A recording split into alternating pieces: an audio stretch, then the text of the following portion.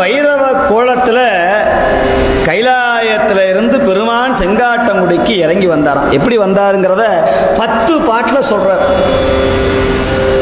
ஜடாமுடிய நல்லா தூக்கி இறுக்கி கட்டினாரா தலைக்கு மேல, கண்ணங்கரேல்னு இருக்கிற ஜடாமுடி. அந்த பிறையை எடுத்து திருநீர் போல குழைத்து அப்படி பிறை போல வச்சுக்கிட்டாராம். கண்ணுக்கு மை போட்டாராம். நல்ல ஜடாமுடிய தாடியோட அப்படி திரும்பி விட்டு சங்குனால செய்த குடையை காதலே மாட்டிக்கொண்டாராம்.